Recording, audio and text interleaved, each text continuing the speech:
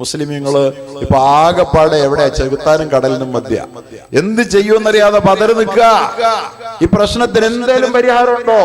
എല്ലാരും അന്വേഷണത്തിൽ. ഇത്രയും കടുത്ത പരീക്ഷണം, ഇങ്ങനെ പരീക്ഷണം നമുക്ക് വരെ വരുമ്പോൾ പല ആളുകളും നമ്മുടെ വിശ്വാസത്തെ ചോദ്യം ചെയ്തുകൊണ്ട് പലരും പറയും മുസ്ലിങ്ങൾക്ക് എവിടെയും പ്രയാസ.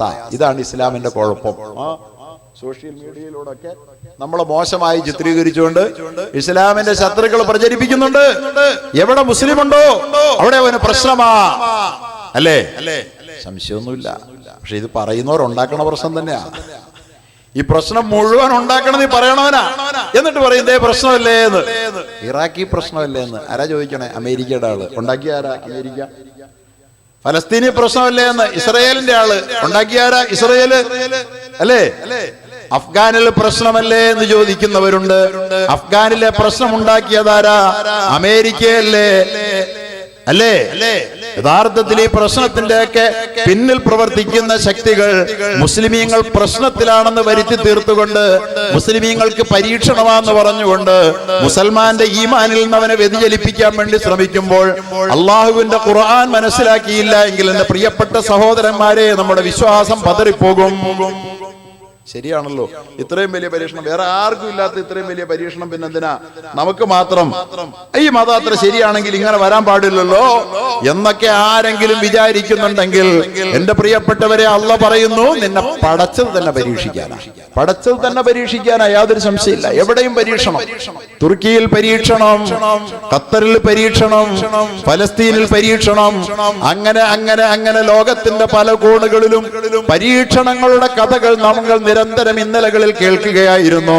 പക്ഷേ ഇന്ന് ആ പരീക്ഷണം കേൾവിയല്ല, ഒരു യാഥാർത്ഥ്യമായി, ഒരു അനുഭവമായി ഇന്ത്യയിൽ ജീവിക്കുന്ന നമ്മുടെ മുമ്പിൽ വന്നു നിൽക്കുകയാണ്. പരീക്ഷണങ്ങളിൽ നിന്ന് ഒളിച്ചോടാനാണ് നമ്മളെപ്പോഴും ശ്രമിച്ചുകൊണ്ടിരുന്നത്. പരീക്ഷണങ്ങൾ വരുമ്പം വഴിമാറി നടക്കാൻ വേണ്ടിയിട്ട്, പരീക്ഷയ്ക്ക് ജയിച്ച് ഡോക്ടറാകാൻ വേണ്ടി പഠിക്കാൻ വേണ്ടി ഇറങ്ങി തിരിച്ച ഒരു വിദ്യാർത്ഥിയാണ്. അവൻ പരീക്ഷയുടെ സമയമാകുമ്പോൾ പരീക്ഷ പേടികൊണ്ട് എക്സാമിൽ പങ്കെടുക്കാതെ മാറി നിൽക്കും. അവൻ ഡോക്ടർ ആവുമല്ലോ, അല്ലേ? അവൻ എഞ്ചിനീയർ ആവുമല്ലോ, അല്ലേ? മുസ്ലിം സമുദായത്തെ അള്ളാഹു താല പരീക്ഷിക്കുകയാണ്. എന്തിനു വേണ്ടി എന്നറിയോ? മുസ്ലിമിന് അള്ളാഹു വാഗ്ദാനം ചെയ്തിരിക്കുന്നത് സ്വർഗമാണ്, ഈ ലോകമല്ല. ഈ ലോകം അള്ളാഹുടെ മുമ്പിൽ വലിയ വിലയുള്ളൊന്നുള്ള ലോകമൊന്നുമല്ല, അത്ര വലിയ സംഭവമൊന്നുമല്ല. ഈ ലോകമല്ല ലോകം. ഇതിനപ്പുറത്ത് പ്രപഞ്ചത്തിൽ എത്ര വിസ്തൃതമായ ലോകങ്ങൾ പരന്നു കിടക്കുന്നു. എത്രയോ വിശാലമാണ് ഈ പ്രപഞ്ചത്തിന്റെ തിരുമുറ്റം. ആ ലോകത്ത് ഈ ഭൂമിയുടെ വില എന്ന് പറയുന്നത്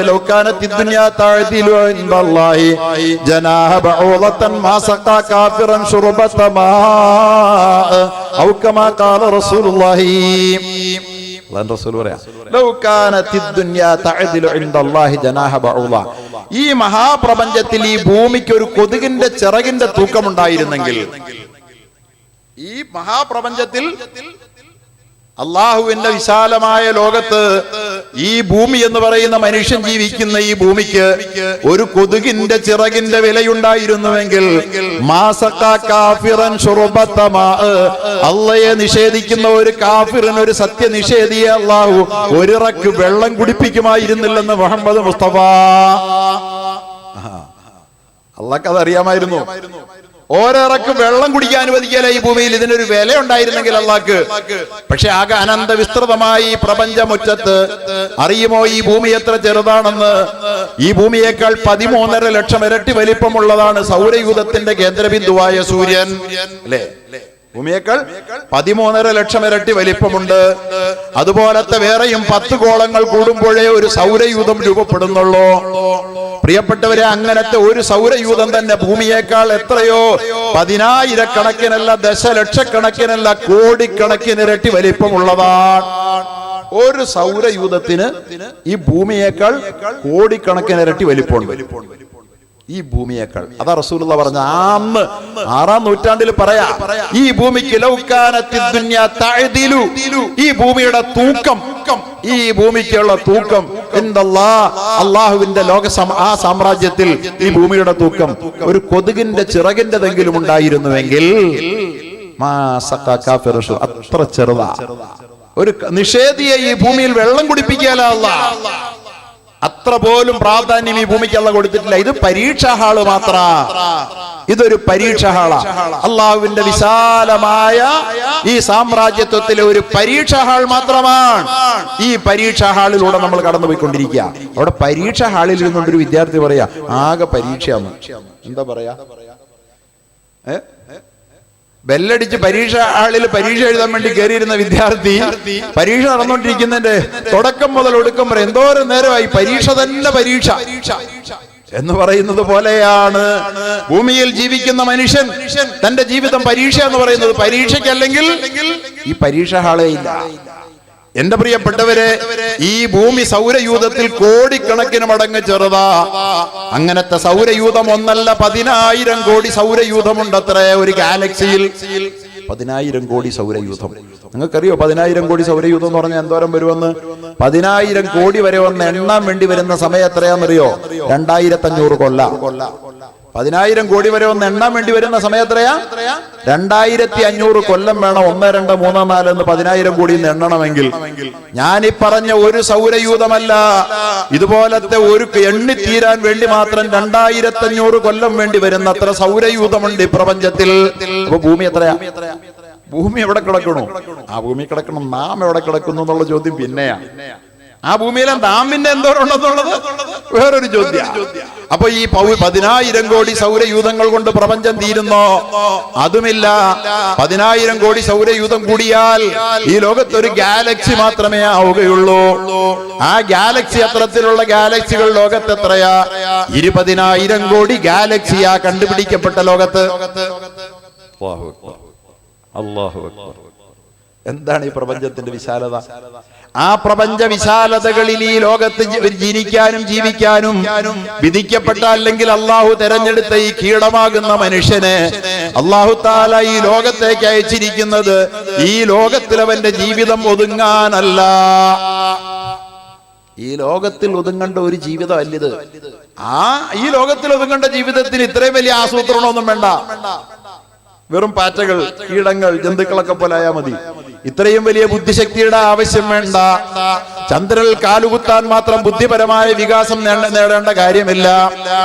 അതുപോലെ തന്നെ എവറസ്റ്റ് താണ്ടാൻ പറ്റുന്ന വിധത്തിൽ, ആകാശത്തിൽ പക്ഷികളെ പോലെ ഊളിയിട്ട് പറക്കാൻ പറ്റുന്ന വിധത്തിൽ, സമുദ്രത്തിന്റെ അടിത്തട്ടിലൂടെ മത്സ്യങ്ങളെ പോലെ ഊളിയിട്ട് സഞ്ചരിക്കാൻ പറ്റുന്ന വിധത്തിൽ വളരാനും വികസിക്കാനും കഴിയുന്ന ഒരു ബുദ്ധി ഈ ഭൂമിയിൽ ജീവിച്ച് ചത്തുപോകാൻ വേണ്ടിയുള്ള ഒരു മനുഷ്യന് കൊടുക്കേണ്ട കാര്യമില്ല.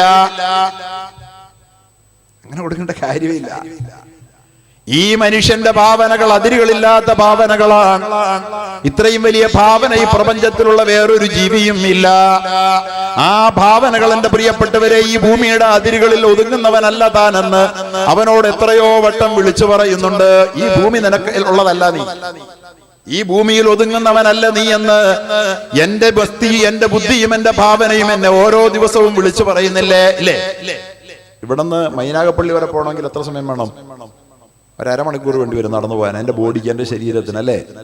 പക്ഷെ എന്റെ ഭാവനയ്ക്കോ എന്റെ മനസ്സിന് മൈനാഗപ്പള്ളി പോകാനോ തിരുവനന്തപുരം പോകാനോ നിമിഷം വേണ്ട. വാഷിംഗ്ടണിൽ പോകാൻ സമയം വേണ്ട. ഷാർജയിൽ പോകാൻ സമയം വേണ്ട. ലോകത്തിന്റെ ഒരു കോണിലും പറന്നു ചെല്ലാൻ എന്റെ മനസ്സിന് സമയം വേണ്ട. സൗരയൂഥത്തിൽ കടന്നു പോകാൻ സമയം വേണ്ട. ഗാലക്സികൾ താണ്ടാൻ സമയം വേണ്ടാത്ത, ആർക്കും പിടിയിൽ ഒതുക്കാൻ കഴിയാത്ത അനന്തമായ ഭാവനകളെ ഉള്ളിൽ ഒതുക്കി നിൽക്കുന്ന ഈ വിശ്വമഹാപ്രപഞ്ചത്തിലെ അത്ഭുതമാണ് മനുഷ്യൻ. ഇതൊരു വല്ലാത്ത സാധന. ഈ മനുഷ്യനെ ഇത്രയും ഭാവന നൽകി, ഇത്രയും മേധാശക്തി നൽകി, ഇത്രയും ബുദ്ധി നൽകി, ഇത്രയും ചിന്ത നൽകി, ഇത്രയും വാക്ക് വൈഭവം നൽകി. നമ്മൾ ആരാണ് യഥാർത്ഥത്തിൽ? ഇതൊക്കെ ഒന്ന് പരീക്ഷിക്കാൻ ഇതിലൊരു എക്സാമിനേഷൻ ഇല്ലെങ്കിൽ പിന്നെ എന്താ ഇതിനൊക്കെ ഒരു അർത്ഥമുള്ളത്? ഇതിനൊക്കെ ഒരു എക്സാമിനേഷൻ ഇല്ലെന്ന് പറഞ്ഞാൽ പിന്നെന്താ അർത്ഥമുള്ളത്? കന്നാലി നമ്മൾ തുല്യ എന്ന് പറഞ്ഞാല് എന്തോ ആണ് വചസ്സുകൾ? നമ്മുടെ വാക്കുകളോ മനസ്സിലൊരു ആശയം നിരൂപിച്ചാൽ മാത്രം മതി. ഒന്നാലോചിക്കാൻ പോലും നേരമില്ലാതെ നമ്മുടെ വാക്കുകളിലൂടെ അനർഘമായ വാക്പ്രവാഹമായി അത് ഒലിച്ചിറങ്ങുകയാണ്. ഇത്തരത്തിൽ ലോകത്തൊരു ജീവിയും വേറെ ഇല്ല.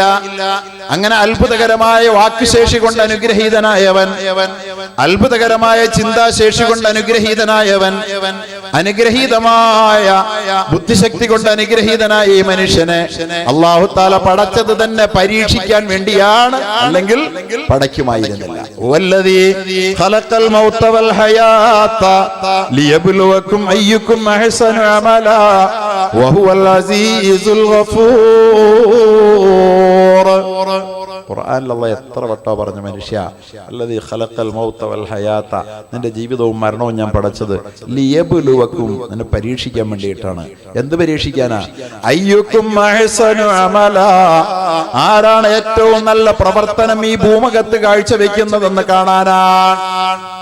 ഈ ഭൂമിയിൽ നമ്മുടെ പ്രവൃത്തി ഏറ്റവും നന്നാക്കിയതാരാ? നല്ല മികച്ച പെർഫോമൻസ് ആരാണ്? നല്ല പ്രധാനമന്ത്രി മൻമോഹൻ സിംഗ് ആണോ മോഡിയാണോ? ആരാണ് നല്ല ആഭ്യന്തരമന്ത്രി? ചിദംബരമാണോ അമിത്ഷയാണോ? ആരാണ് നല്ല മുഖ്യമന്ത്രി?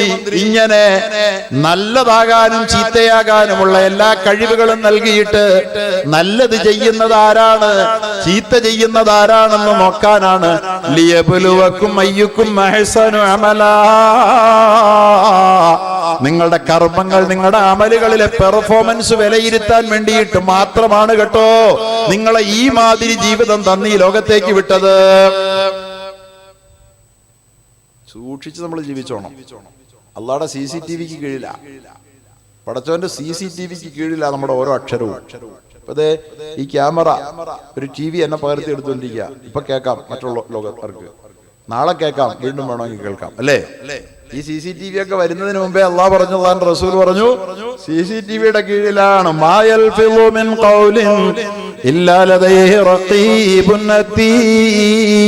മനുഷ്യ, നീ ഉരിയാടുന്ന ഓരോ വാക്കും പിടിച്ചെടുക്കാൻ എന്റെ ആകാശ സംവിധാനങ്ങൾ കാത്തുനിൽപ്പുണ്ട്. റഖീബ്, നിരീക്ഷണ സംവിധാനമുണ്ട്. അതീദ് അറിയോ? അപ്പൊ പറഞ്ഞു, ചുമ്മാ വെറുതെ പറയാ, അങ്ങനെയൊന്നും ഒരു സംവിധാനം ഇവിടെ ഇല്ലാന്ന്. പക്ഷെ ഇപ്പൊ നമ്മൾ തന്നെ നിരീക്ഷണ സംവിധാനം ഏർപ്പെടുത്തിയ ലോകത്താണ് നമ്മൾ ജീവിച്ചുകൊണ്ടിരിക്കുന്നത്. ഇപ്പോഴാണ് നമുക്ക് തഖ്വ വന്നത്. CCTVയുടെ കീഴിൽ വന്നു കഴിയുമ്പോൾ ആളുകളെല്ലാം മുത്തഖീങ്ങളാവും, അല്ലേ? CCTV ഉണ്ടെന്ന് പറയുമ്പോ എല്ലാവർക്കും തഖ്വയായില്ലേ? നമുക്ക് ഈ തഖ്വ നിരീക്ഷിക്കാൻ വേണ്ടി ലിയബ്ലുവകും അയ്യുകും അഹ്സനു അമലാ, നിങ്ങളിൽ ആരാണ് ഏറ്റവും നല്ല പ്രവൃത്തി കാഴ്ചവെച്ചതെന്ന് കാണാനാണ്. ആരാണ് ഏറ്റവും നല്ല പിതാവെന്നറിയാൻ, ആരാണ് ഏറ്റവും നല്ല ഭർത്താവെന്നറിയാൻ, ആരാണ് ഏറ്റവും നല്ല പുത്രനെന്നറിയാൻ, ആരാണ് ഏറ്റവും നല്ല സഹോദരനെന്നറിയാൻ, ആരാണ് ഏറ്റവും നല്ല അയൽക്കാരനെന്നറിയാൻ, ആരാണ് ഏറ്റവും നല്ല കച്ചവടക്കാരനെന്നറിയാൻ, ആരാണ് ഏറ്റവും മികച്ച ഉദ്യോഗസ്ഥനെന്നറിയാൻ, ആരാണ് ഈ ലോകത്തെ ഏറ്റവും മികച്ച സാമൂഹിക പ്രവർത്തകനെന്നറിയാൻ അല്ലാഹു തആല കാത്തിരിക്കുകയാണ് നമ്മുടെ ഓരോ നിമിഷവും നിരീക്ഷിച്ചുകൊണ്ട്. അങ്ങനെയുള്ള ഒരു ലോകത്ത് പരീക്ഷണമില്ലാതെ വരുമോ? പ്രിയപ്പെട്ടവരെ, ഈ ലോകത്ത് നമ്മളെ പരീക്ഷിക്കാൻ അള്ളാഹു ഉദ്ദേശിച്ചില്ലായിരുന്നെങ്കിൽ നമ്മളെ പടയ്ക്കുന്നതോടൊപ്പം തന്നെ അള്ളാഹു തആല ഇബ്ലീസിനെ പടയ്ക്കുമായിരുന്നു. ഇബ്ലീസിനെ പടച്ചത് അള്ളാഹ് അല്ല എന്ന് വിശ്വസിക്കുന്ന ആളുകൾക്ക് തീർച്ചയായിട്ടും ഈ പരീക്ഷണത്തെ ചോദ്യം ചെയ്യാം. ഇബ്ലീസിനെ പടച്ചിട്ടുള്ളത് അള്ളാഹ് ആണ് എന്ന് വിശ്വസിക്കാത്ത ആരെങ്കിലും മുസ്ലിം ഉണ്ടോ? ആദം നബിയെ, നമ്മുടെ പിതാവിനെ സ്വർഗത്തിൽ പടച്ചപ്പോൾ തന്നെ ആദം നബിയെ പിഴപ്പിക്കാൻ ഇബ്ലീസിനെ പടച്ചവൻ അള്ളയാണ്. അതുകൊണ്ട് നമ്മളെ വഴിതെറ്റിക്കാനും നമ്മളെ നശിപ്പിക്കാനും നമ്മളെ തകർക്കാനും ലോകത്തിന്റെ ശക്തികളും ശ്രമിക്കുമ്പോൾ അതൊന്നും അള്ളാഹ് കാണാതെയാണ്, ഇതൊന്നും ചെറുക്കാൻ അള്ളാഹ്ക്ക് കഴിയാത്തതാണ് എന്ന് ആരെങ്കിലും മുസ്ലിം വിചാരിച്ചാൽ അവനെങ്ങനെ വിചാരിക്കാം, എന്നിട്ട് അവന്റെ പാട്ടിന് പോകാം. അത്രേ ഉള്ളൂ. നമ്മളെ പിഴപ്പിക്കാനും നമ്മളെ തകർക്കാനും ലോകം ശ്രമിക്കും.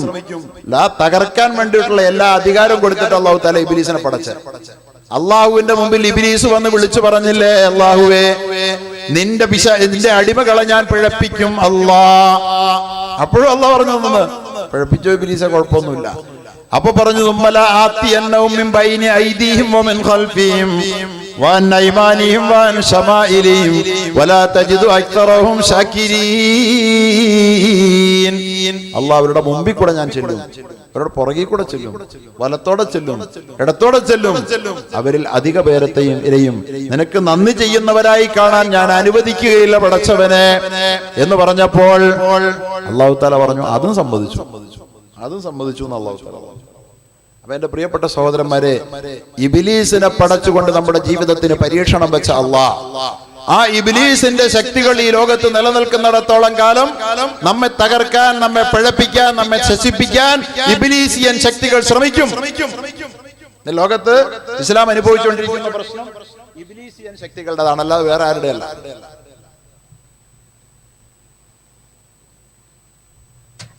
നമ്മളതിന് പറയുന്ന പേര് വേറെ ചിലത് പേരാണ്. ട്രംപ് എന്നാ ചിലപ്പോൾ നമ്മൾ പറയാം, ചിലപ്പോൾ നെതന്യാഹു എന്ന് പറയും, ചിലപ്പോൾ മോഡി എന്ന് പറയും, ചിലപ്പോ എന്ന് പറയും അമിത്ഷാ എന്ന് പറയും, അങ്ങനെ ചില പേരുകൾ പറയും. ആരാണിതൊക്കെ? ഇബ്ലീസിയൻ ശക്തികളാണ്.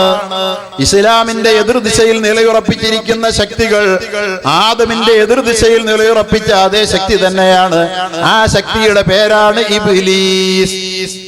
ഇബ്ലീസിന്റെ പ്രവർത്തനം സ്വർഗത്തിൽ ആരംഭിച്ചെങ്കിൽ ഈ ലോകത്ത് മനുഷ്യൻ വന്നിറങ്ങിയ അന്നു മുതൽ ഇബ്ലീസും അവന്റെ അനുയായികളും ഈ മനുഷ്യരാശിയെ വഴിപിഴപ്പിക്കാൻ വേണ്ടി കിണഞ്ഞ് ശ്രമിച്ചുകൊണ്ടിരിക്കുകയാണെങ്കിൽ എന്റെ പ്രിയപ്പെട്ടവരെ, ഇബ്ലീസ് പണി നിർത്തുമെന്ന് ഖുർആൻ പറഞ്ഞിട്ടില്ല, ഇബ്ലീസ് പണി നിർത്തുമെന്ന് ഹദീസ് പഠിപ്പിച്ചിട്ടില്ല, പുണ്യ റസൂൽ നമ്മോട് പറഞ്ഞിട്ടില്ല. എക്കാലത്തും ഇബ്ലീസ് ആക്റ്റീവാണ്. പലരും ഇബ്ലീസ് ആക്റ്റീവാണ്.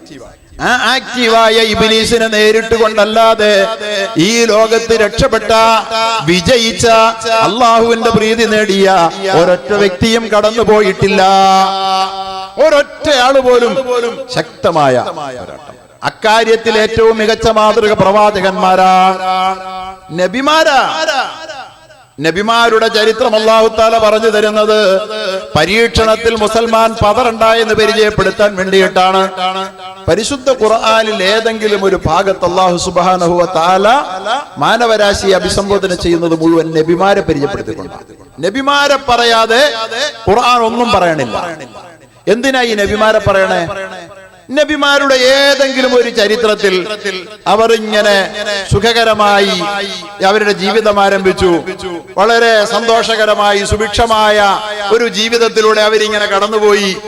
അവസാനം അവര് വളരെ രാജകീയമായ നിലയിൽ അവർ മരിച്ചുപോയി എന്ന് പറയുന്ന ഏതെങ്കിലും ഒരു നോവൽ, ഏതെങ്കിലും ഒരു പ്രവാചകന്റെ കാര്യത്തിൽ എടുക്കാനുണ്ടോ? ഏത് നബിയുടെ കഥ പറയുന്നത് എന്തിനാ? ഏത് നബിയുടെ കഥ പറയുന്നതും എന്തിനാണ്? ഇബ്ലീസിന്റെ ശക്തികൾ ആ നബിക്കെതിരിൽ പ്രവർത്തിച്ചു. ചെറിയ ശ്രമമല്ല, തകർക്കാൻ ശ്രമിച്ചു, വകവരുത്താൻ ശ്രമിച്ചു, മുച്ചൂടും നശിപ്പിക്കാൻ ശ്രമിച്ചു. പക്ഷേ ഇബ്ലീസിന്റെ ശക്തികളെ തോൽപ്പിച്ചുകൊണ്ട് എന്റെ പിന്നിൽ, എന്റെ കൽപ്പനകളിൽ ഉറച്ചു നിന്ന പ്രവാചകന്മാർ വിജയിച്ചു എന്ന് പറയാനാണ്. പരീക്ഷണങ്ങളിലൂടെ എന്റെ നബിമാർ കടന്നുപോയി. പരീക്ഷണങ്ങൾ അവർ സന്തോഷത്തോടെ സ്വാഗതം ചെയ്തു എന്ന് പറയാൻ വേണ്ടിയിട്ടാണ്, അതിനു വേണ്ടിയിട്ടാണ്. മൂസ നബി അലൈഹി സ്വലാത്തു വസ്സലാമിന്റെ കഥ അല്ലാഹ് പറയുന്നില്ലേ? മൂസ നബിയുടെ കഥ അല്ലാഹു തആല 130 പ്രാവശ്യം ഖുർആനിൽ പറയുന്നുണ്ട്. മൂസ നബിയുടെ കഥ പറയുന്നിടത്താണ് നമുക്ക് സുപരിചിതനായ ഒരു സുഹൃത്തിനെ അല്ലാഹു തആല പരിചയപ്പെടുത്തുന്നത്. അതാരാണ്? ഫിർഔൻ. അല്ലേ? ഫിർഔൻ എന്ന് പറയുന്ന ഒരു സുഹൃത്തിനെ ഈസാ നബി അലൈഹി സ്വലാം, മൂസ അലൈഹി സ്വലാത്തു വസ്സലാമിന്റെ ഒരു പ്രതിയോഗി അല്ലാഹു തആല പരിചയപ്പെടുത്തുന്നത്. എന്തിനാ അത് പറയുന്നതെന്നറിയാവോ? ഇന്ന് ഇസ്ലാമിൽ അന്ന് മൂസ നബിക്ക് ഫിർഔൻ ഉണ്ട്, അതിനു മുമ്പ് നൂഹ് നബിക്ക് നമ്രൂദ് ഉണ്ട്, അതിന് ഇബ്രാഹിം നബിക്ക് എതിരിൽ നമ്രൂദ് ഉണ്ട്, അതിനു മുമ്പ് നൂഹ് നബി അലൈഹി സ്വലാത്തു വസ്സലാമിന് എതിരിൽ പ്രമാണിമാരുണ്ട്, ഈസാ അലൈഹി സ്വലാത്തു വസ്സലാമിനെതിരിൽ ഇബ്ലീസിന്റെ പിണിയാളുകളുണ്ട്, മുഹമ്മദ് റസൂലുള്ളാഹിക്കെതിരിലും എതിരാളിയുണ്ട് എന്ന് പരിചയപ്പെടുത്താൻ മാത്രമാണ്. ഇന്ത്യയിലെന്നല്ല, ലോകത്തെന്നല്ല, ഏറ്റവും വലിയ അധികാരത്തിന്റെ തലക്കനവും കാണിച്ച് ലോക പോലീസായി ചമഞ്ഞു നിൽക്കുന്നവന്റെ പേര് എന്തുവായിക്കൊള്ളട്ടെ, അവൻ ഈ ലോകത്ത് ഇല്ല എങ്കിൽ മുസൽമാന്റെ പരീക്ഷണം നടക്കില്ല. മുസൽമാന്റെ ഈമാന്റെ പരീക്ഷണം നടക്കണം ഇവിടെ. ഈ ലോകത്ത് ജീവിക്കുന്ന മുസൽമാൻ ആത്മാർത്ഥമായി അള്ളാഹുവിനെ അംഗീകരിച്ചാണോ അവന്റെ അനുഗ്രഹങ്ങളിലൂടെ കടന്നു പോകുന്നത് എന്ന് അള്ളാഹ്ക്ക് അറിയണം. അനുഗ്രഹം അല്ലാഹു തആല കൊടുക്കും. അനുഗ്രഹം കൊടുത്തിട്ട് നന്ദി ചെയ്യുന്നുണ്ടോ എന്ന് അല്ലാഹു തആല പരീക്ഷിക്കും. ആ അനുഗ്രഹത്തോട് നന്ദിയോടെ പ്രതികരിച്ചാൽ അല്ലാഹു അനുഗ്രഹത്തെ പെരുപ്പിച്ചു കൊടുക്കും. പരിശുദ്ധ ഖുർആൻ ലഇൻ ശകറതും ലഅസീദന്നകും വലഇൻ കഫർതും മിൻ അദാബി ലശദീദ്. അനുഗ്രഹം കൊടുത്താൽ നിങ്ങൾ അതിന്റെ അനുഗ്രഹത്തിന് നന്ദി ചെയ്താൽ എന്ത് ചെയ്യും? അല്ലാഹു അനുഗ്രഹം കൂട്ടിത്തരും. പക്ഷെ അനുഗ്രഹത്തെ നന്ദി ചെയ്തില്ലെങ്കിലോ ഇന്ന അദാബി ലശദീദ്, എന്റെ ശിക്ഷ കടുത്തതാണെന്ന് പരിശുദ്ധ ഖുർആൻ. അപ്പൊ നമ്മൾക്ക് ശിക്ഷ വരുന്നുണ്ടെങ്കിൽ അതിന്റെ കാരണം എന്താന്ന് ഇപ്പൊ മനസ്സിലായോ? നമുക്ക് അല്ലാഹു തആല ആവോളം അനുഗ്രഹങ്ങൾ വാരിക്കോരി തന്നിട്ട് ഒരു പരീക്ഷണം നടത്തും. ആ പരീക്ഷണത്തിൽ, ആ അനുഗ്രഹം തന്നുള്ള പരീക്ഷണത്തിൽ അള്ളാഹുവിനോട് നമ്മൾ നന്ദി ചെയ്താൽ എന്തിനെന്നറിയാതെ ആ അനുഗ്രഹം വർദ്ധിപ്പിച്ചു തരാൻ വേണ്ടിയാണ്. പക്ഷെ ആ അനുഗ്രഹത്തിന് നമ്മൾ നന്ദി ചെയ്തില്ലെങ്കിലോ നമ്മളെ അല്ലാഹു തആല ശിക്ഷിച്ചുകൊണ്ട് അല്ലാഹു തആല നമ്മളെ സ്വർഗത്തിന് പാകപ്പെടുത്തുമെന്നുള്ളത് പടച്ചതമ്പുരാന്റെ പരിപാടിയാണ്. പടച്ചതമ്പുരാൻ വബലൗനാഹും ബിൽ ഹസനതി വസയ്യിആ വലബലൗനാഹും ബിൽ ഹസനതി വസയ്യിആ, നാം അവരെ നന്മ കൊടുത്തൊന്ന് പരീക്ഷിച്ചു നോക്കും, പിന്നീടോ തിന്മ കൊടുത്തായിരിക്കും പരീക്ഷിക്കുക. എന്തിനാ? നന്മ ആവോളം തന്നു. നോക്ക്, നമ്മുടെ കേരളത്തെ സംബന്ധിച്ചിടത്തോളം നമുക്ക് അല്ലാഹു തആല തന്ന അനുഗ്രഹങ്ങൾക്ക് വല്ല കണക്കുണ്ടോ? നന്മ തന്ന് നമ്മളെ അല്ലാഹ് പരീക്ഷിച്ചതിന് ഇന്നലകളിൽ നമുക്ക് സങ്കല്പിക്കാൻ പറ്റാത്ത വിധത്തിലുള്ള അനുഗ്രഹങ്ങളല്ലേ നമുക്ക് അല്ലാഹു തആല തന്നത്. ഇപ്പൊ പ്രളയം വന്നു, അതുപോലെ പല പരീക്ഷണങ്ങൾ നമ്മുടെ ജീവിതത്തിലൂടെ കടന്നുപോയി. വാസ്തവത്തിൽ ഇപ്പൊ NRC ആണ് നമ്മളെ എല്ലാരെയും പിടിച്ചു ഞെരുക്കുന്ന സംഗതിയെങ്കിലും NRCയെക്കാളും വലിയൊരു സംഭവം അതിനു മുമ്പും വന്നായിരുന്നു. അത് നമ്മൾ മറന്നുപോയതാ. അത് പ്രളയമാ. ഇപ്പോ ഈ പ്രളയ ജലം കേരളത്തെ മുക്കിക്കൊല്ലും എന്ന വിധത്തിൽ പ്രളയം കയറി വന്നു. അല്ലാഹു തആല നമ്മുടെ ഈ സുഭിക്ഷത നിറഞ്ഞ ഒരു നാടിനെ അല്ലാഹു തആല അനുഗ്രഹം കൊണ്ട് പരീക്ഷിച്ചപ്പോൾ ആ അനുഗ്രഹത്തോട് നന്ദി ചെയ്യുന്നുണ്ടോ? ലിയബ്ലുവക്കും അയ്യുക്കും അഹ്സനു അമല, നമ്മുടെ പെർഫോമൻസ് എന്തായിരുന്നു എന്നറിയാൻ ആഗ്രഹിച്ച അല്ലാഹ് ആ പെർഫോമൻസ് മികച്ചതാക്കി കാട്ടിക്കൊടുക്കാൻ കഴിയാതെ പോയത് നമ്മുടെ നാടിന്റെ, നമ്മുടെ കേരളത്തിന്റെ ശാപമല്ലേ? ശാപമല്ലേ? നല്ല നിലയിൽ കാണിച്ചു കൊടുക്കാൻ പറ്റിയോ? പരീക്ഷണത്തെ കുറിച്ച് അല്ലാഹ് പറയുന്നത് എന്താ? ഫഅമ്മൽ ഇൻസാനു ഇദാ മബ്തലാഹു റബ്ബുഹു, മനുഷ്യനെ അല്ലാഹു തആല പരീക്ഷണത്തിന് വിധേയമാക്കുമ്പോൾ എങ്ങനെ? ഫഅക്റമഹു വനഅമഹു, അവൻ അനുഗ്രഹങ്ങൾ വാരിച്ചോരിച്ചൊടുത്തുകൊണ്ട് അല്ലാഹു തആല പരീക്ഷിക്കുമ്പോൾ എന്താ അനുഗ്രഹം പടച്ചോനെ? കോരിച്ചൊരിയുന്ന മഴയത്ത് വാർന്നൊലിക്കുന്ന വീടുകളിൽ ഇന്നലകളിൽ ഒരു 25 കൊല്ലം മുമ്പ് താമസിച്ച നമ്മളെല്ലാം കോൺക്രീറ്റ് സൗധങ്ങളിൽ അന്തിയുറങ്ങുന്നവരായി അല്ലേ? അനുഗ്രഹമല്ലായിരുന്നോ? കൊടും ചൂടത്ത് പിടിച്ചു നിൽക്കാനാവാതെ എരിപൊരി കൊണ്ടിരുന്ന നമ്മുടെ എല്ലാം വീടുകളിൽ നിന്നൊരു മുറിയെങ്കിലും ശീതീകരിക്കപ്പെട്ടതായി, AC വൽക്കരിക്കപ്പെട്ട വീടുകളായി നമ്മുടെ വീടുകൾ മാറി.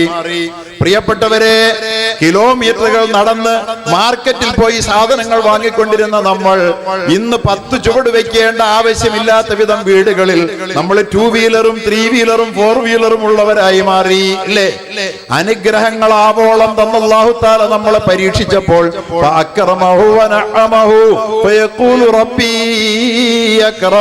അവൻ പറഞ്ഞു, അല്ലാഹ് എന്നെ അംഗീകരിച്ചിരിക്കുക, ബഹുമാനിച്ചിരിക്കുക, ഇപ്പൊ വലിയ നിലയിലും വിലയിലുമാണ് ഞാൻ എന്ന് പറഞ്ഞവൻ ഇങ്ങനെ പൊങ്ങി നടന്നു. എന്നാൽ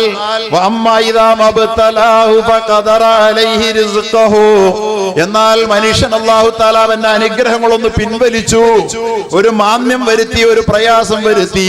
അങ്ങനെ അല്ലാഹു തആല അവനെ പരീക്ഷിക്കുമ്പോഴോ അവന്റെ ഉപജീവനങ്ങൾക്ക് ഒരല്പം മുട്ടുവരുത്തി, മാന്ദ്യം വരുത്തി, ക്ഷാമം വരുത്തിയാൽ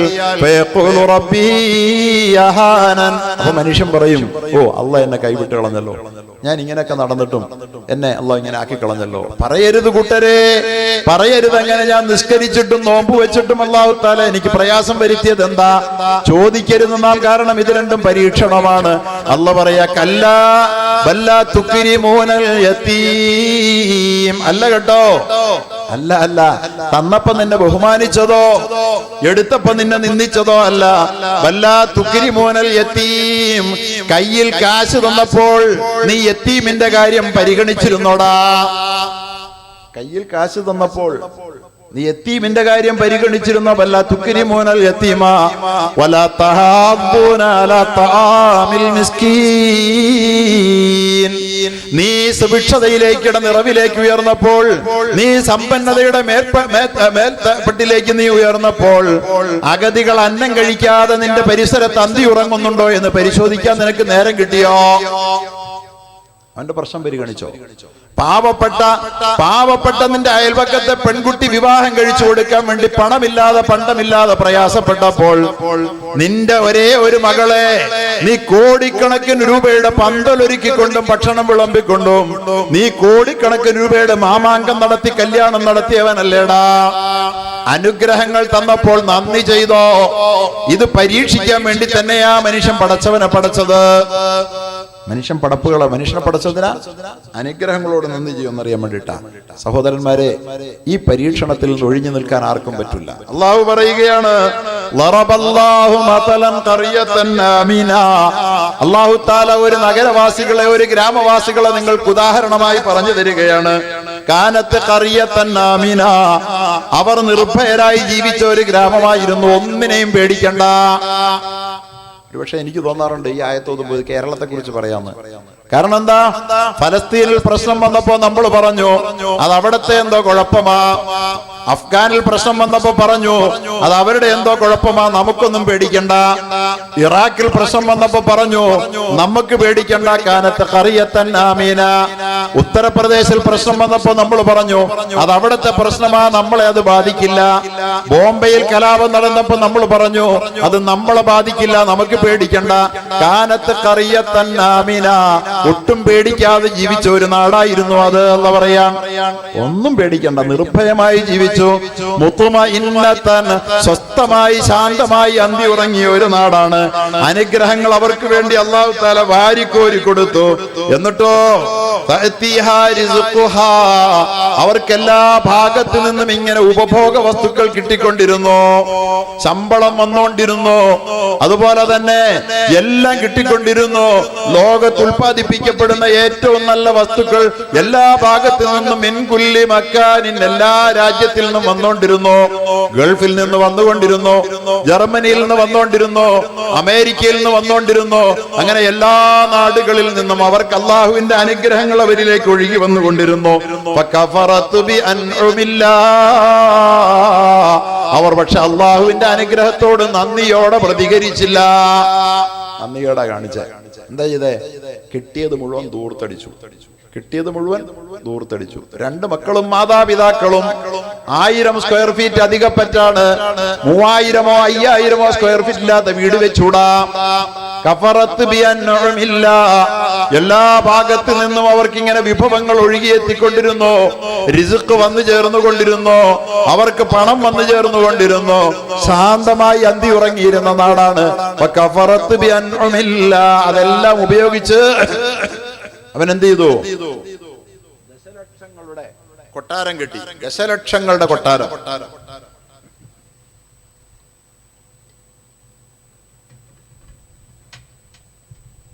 ദശലക്ഷക്കണക്കിന് രൂപയുടെ വാഹനങ്ങൾ അവൻ വാങ്ങി. ദശലക്ഷങ്ങൾ മുടക്കി അവൻ കല്യാണം നടത്തി. അപ്പോൾ അവൻ ഒട്ടും പരിഗണിച്ചില്ല തന്റെ പ്രയാസം അനുഭവിക്കുന്ന സഹോദരങ്ങളെ അവൻ ഒട്ടും പരിഗണിച്ചില്ല.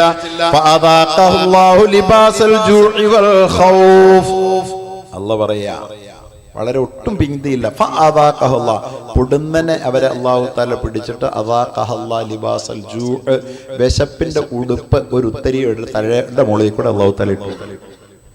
വിശപ്പിന്റെ വൽ ഖൗഫ്, പേടിയുടെയും ഉടുപ്പെടുത്ത് അവരുടെ തലമണ്ടയെ കൂടെ അല്ലാഹു തആല ഇട്ടു കൊടുത്തു. അല്ലാഹു തആല പറയാ, കണ്ടില്ലായിരുന്നു പ്രളയം വന്നപ്പോ എൻ്റെ പള്ളിയുടെ സ്കൂളുണ്ട്. ആ പള്ളി സ്കൂള് ഒരു പ്രളയ ക്യാമ്പായിരുന്നു. 500 പേർക്ക് ഭക്ഷണം ഒരുക്കി.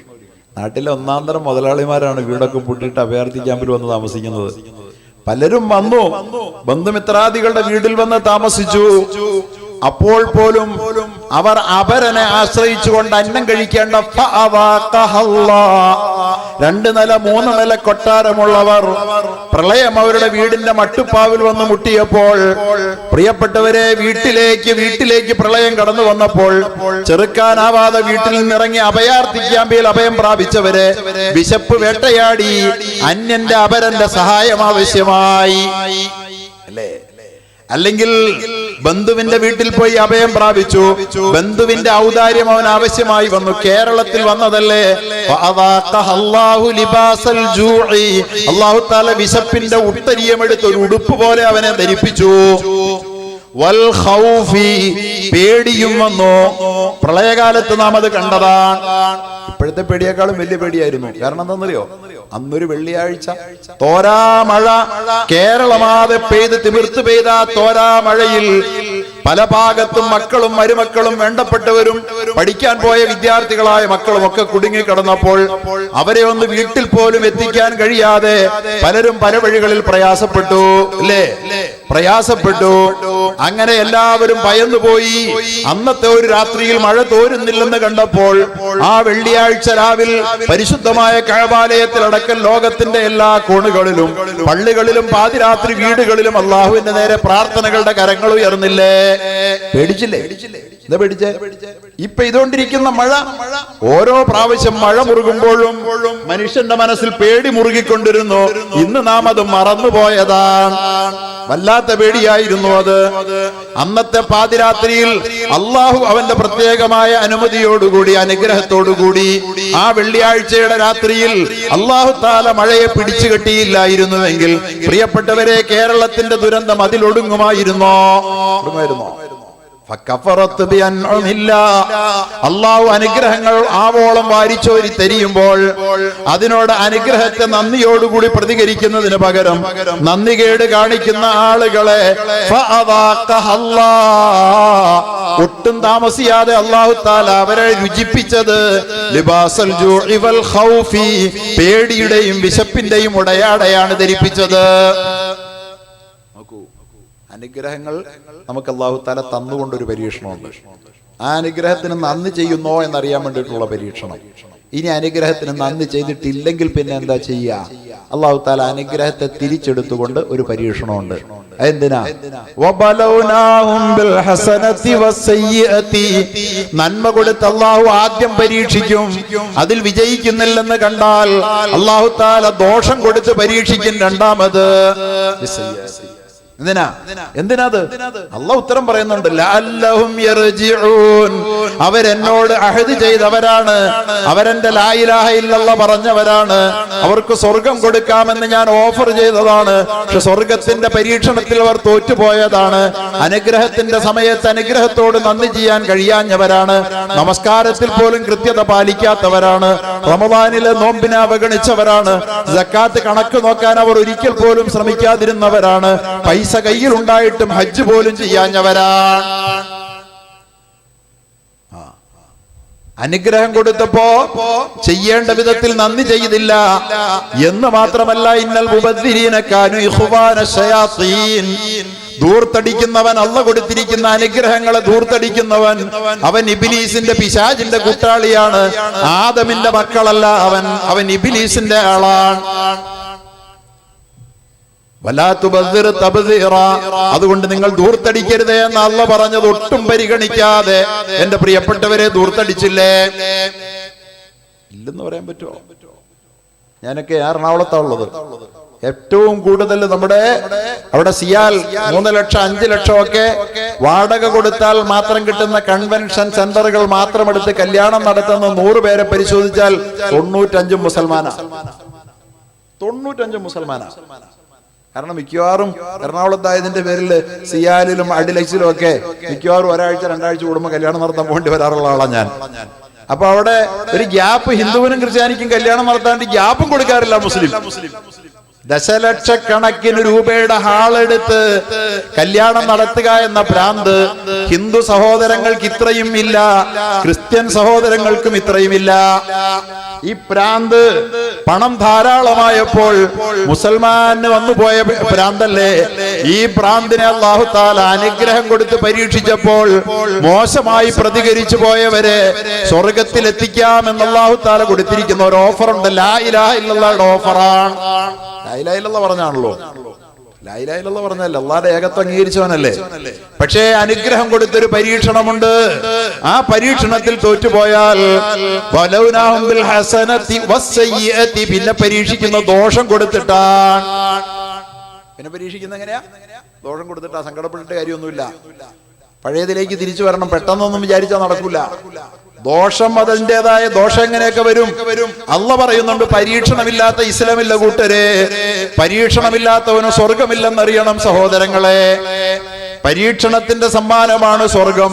അതത്രയും വിശാലമാണ്, അത്ര അനുഗ്രഹീതമാണ്. മിനിമം ഒരു സ്വർഗവാസിക്ക് കിട്ടുന്ന സ്വർഗം ഈ ഭൂമിയുടെ 10 മടങ്ങല്ലേ. ഒരു സ്വർഗവാസിക്ക് അല്ലാഹു തആല കൊടുക്കുന്ന സ്വർഗം എത്രയാ? ഉണ്ടല്ലോ കയ്യില് ആവശ്യം പോലെ. ഞാൻ നേരത്തെ പറഞ്ഞ കണക്കില്ലേ, ഭൂമിയേക്കാൾ 13.5 ലക്ഷം ഇരട്ടി വലിപ്പമാണ് സൂര്യന്.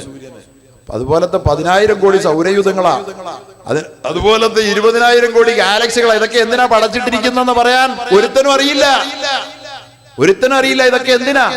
ഭൂമി അതൊക്കെ അത് നമുക്ക് ജീവിക്കാനാ. പക്ഷെ ഈ പടയ്ക്കപ്പെട്ട ഈ മഹാപ്രപഞ്ചങ്ങളൊക്കെ എന്തിനാന്ന് ആർക്കും അറിയില്ല. 14 നൂറ്റാണ്ട് മുഹമ്മദ് റസൂലുള്ള പറഞ്ഞു, മിനിമം മുഅ്മിനിന് അല്ലാഹു കൊടുക്കുന്ന സ്വർഗത്തിന് ഭൂമിയുടെ 10 ഇരട്ടി വലിപ്പമുണ്ടെന്ന് മുഹമ്മദ് റസൂലുള്ള. മിനിമം. നഷ്ടമുണ്ടോ? ഇനി മരിച്ചാലെന്താ? ഷഹീദായാലെന്താ? ഇനി കോൺസെൻട്രേഷൻ ക്യാമ്പിൽ പോയാലെന്താ? അല്ലാഹു കാക്കട്ടെ. ഡിറ്റൻഷൻ ക്യാമ്പിൽ പോയാ എന്താ?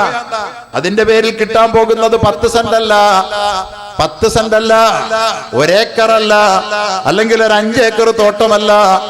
ഈ മഹാഭൂമിയുടെ ഈ സമുദ്രങ്ങൾ അലറി വിളിക്കുന്ന, അലമാലകൾ അലറി വിളിക്കുന്ന സമുദ്രങ്ങളുള്ള ഭൂമിയുടെ, അമ്പിളി അമ്മാവനോടക്കം പറയുന്ന ഹിമാലയം 80 കിലോമീറ്റർ ഉയരത്തിൽ തലയുയർത്തി നിൽക്കുന്ന ഈ ഭൂമിയുടെ, അതുപോലെ തന്നെ സഹാറ പോലുള്ള 100 കണക്കിന് 1000 കിലോമീറ്റർ പരന്നു കിടക്കുന്ന സമതലങ്ങളുള്ള ഈ മഹാഭൂമിയുടെ 10 ഇരട്ടി വലിപ്പമുള്ള സ്വർഗം കുറഞ്ഞ പക്ഷം ഒരു മുസ്ലിമിന് ഞാൻ നൽകുമെന്ന് അള്ളാഹു പറയുന്നുവെന്ന് മുഹമ്മദ് മുസ്തഫ സല്ലല്ലാഹു അലൈഹി വസല്ലം പറയുമ്പോ, സ്വർഗത്തിന് ഒരു പരീക്ഷയുണ്ട് ഇവിടെ. ആ സ്വർഗത്തിന്റെ പരീക്ഷയിലാണ് മുസൽമാൻ. ആ മുസൽമാൻ അള്ളാഹ് അനുഗ്രഹം കൊടുത്തു. എവിടേക്കാ അനുഗ്രഹം കൊടുത്തേ? ഇവിടെ കേരളത്തിന്റെ കഥ ഞാനിപ്പോ പറഞ്ഞതേ ഉള്ളൂ. ഇപ്പൊ പരീക്ഷണം അനുഭവിക്കുന്ന എല്ലാ രാജ്യത്തും അള്ളാഹു തആല അനുഗ്രഹം. കാശ്മീരിൽ കൊടുത്തില്ലേ? സൗന്ദര്യം, അതുപോലെ തന്നെ ഏറ്റവും മനോഹരമായ പഴങ്ങൾ, ഏറ്റവും നല്ല സൗന്ദര്യം, നല്ല യോഗ്യതകളൊക്കെ ഉള്ളതായിരുന്നു. പക്ഷേ കാശ്മീരിന്റെ ഇന്നലകളെ കുറിച്ച് അറിയാവുന്നവർക്കറിയാം, അവർ ആ അനുഗ്രഹങ്ങളോട് വേണ്ട വിധം നന്ദി ചെയ്തില്ല. കാശ്മീർ എന്നൊരു പീഡന പർവ്വമാണ്. പ്രിയപ്പെട്ടവരെ, ഫലസ്തീൻ ഓർത്ത് നോക്കുക. ഫലസ്തീൻ ലോകത്തെ ഏറ്റവും സുന്ദരന്മാരാണ്. ഫലസ്തീന്റെ മണ്ണിന്ന് ലോക ഭൂപടത്തിൽ നിന്ന് അവർ പിടിച്ചെടുക്കാൻ ശ്രമിച്ച് സ്വന്തമാക്കാൻ ശ്രമിക്കുന്ന ജൂതന്റെ സെറ്റിൽമെന്റ് നടക്കുന്ന പ്രദേശം പോയി കണ്ടവനാണ് ഞാൻ. ഈ ഭൂമിയിലെ ഏറ്റവും മനോഹരമായ ഭൂപ്രദേശത്താണ് അള്ളാഹു അവരെ താമസിപ്പിച്ചത്. അവർക്ക് അള്ളാഹു തആല ഈമാൻ കൊടുത്തവരായിരുന്നു, സൗന്ദര്യം കൊടുത്തവരായിരുന്നു, സമ്പത്ത് കൊടുത്തവരായിരുന്നു, ലോകത്തെ ഏറ്റവും വിദ്യാസമ്പന്നരായ സമൂഹവും അവരായിരുന്നു, ഭൗതിക വിദ്യ.